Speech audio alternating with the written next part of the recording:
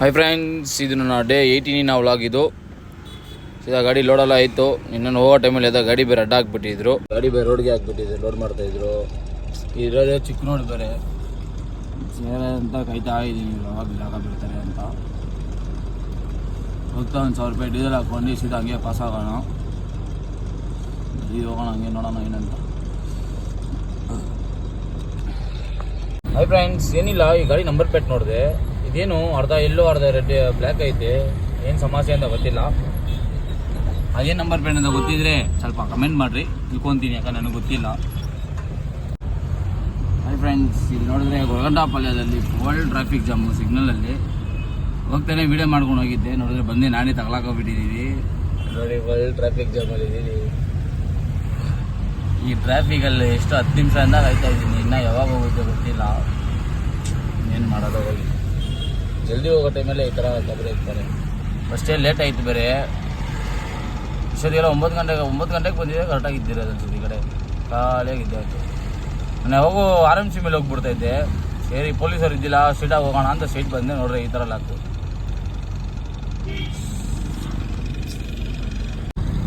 ಅಲ್ಲಿ ನೋಡಿ, ಆ ಮಗು ಯಾಕೆ ತಾತದೈತೆ ಹಿಂಗೆ ಆಟಾಡ್ತೈತೆ.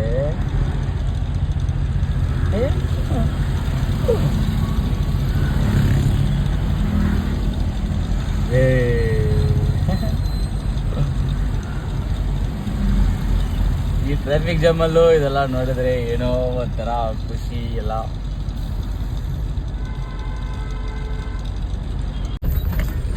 ಟೈಮ್ ನೋಡಿದ್ರೆ 9 ಗಂಟೆ.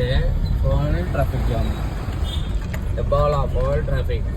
ನಮ್ಗೆ ಅದಕ್ಕೆ ನನಗೆ ಬಣ್ಣರಘಟ್ಟ ಅಂದರೆ ಇದಕ್ಕೆ ಉರಿಯೋದು. ಇಷ್ಟೊತ್ತಿಗೆ ಹೊಸಕೋಟೆ ಲೋಡ್ ಆಗಿದ್ರೆ ಇಷ್ಟೊತ್ತಿಗೆ ಬಾಗೇಪಲ್ಲಿ ಹತ್ರ ಇರ್ತಾಯಿದ್ದೆ ನಾನು.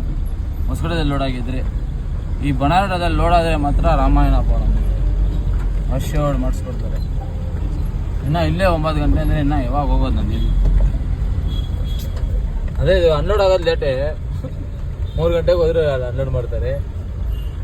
ಯಾಕಂದರೆ ಇದೆಲ್ಲ ನಾಳೆ ಹೋಗೋ ಐಟಮು ಸೇಲ್ಸಿ, ಇದಕ್ಕೆ ಪಾಯಿಂಟಿಗೆ ಏನು ಇಷ್ಟು ಗ್ಯಾಪಲ್ಲಿ ನಿಂತ್ಕೊಬೇಕು ಟೋಲಲ್ಲಿ. ಇಲ್ಲಾಂದರೆ ಅವ್ರದ್ದು ಸ್ಕ್ಯಾನ್ ಆಗೋಲ್ಲ, ನಮ್ಮ ಹತ್ರ ಇದ್ದರೆ ನಮ್ಮದು ಸ್ಕ್ಯಾನ್ ಆಗಿಬಿಡುತ್ತೆ. ಒಂದೊಂದು ಟೈಮಲ್ಲಿ ಅವ್ರು ಸ್ಕ್ಯಾನ್ ಆಗೋಲ್ಲ ಅಂದರೆ ಸೀದಾ ನಮ್ಮದು ಸ್ಕ್ಯಾನ್ ಆಗೋದು. ಅದಕ್ಕೆ ಹೇಳೋದು ಡಿಸ್ಟೆನ್ಸಲ್ಲಿ ನಿಂತ್ಕೋಬೇಕಂತ.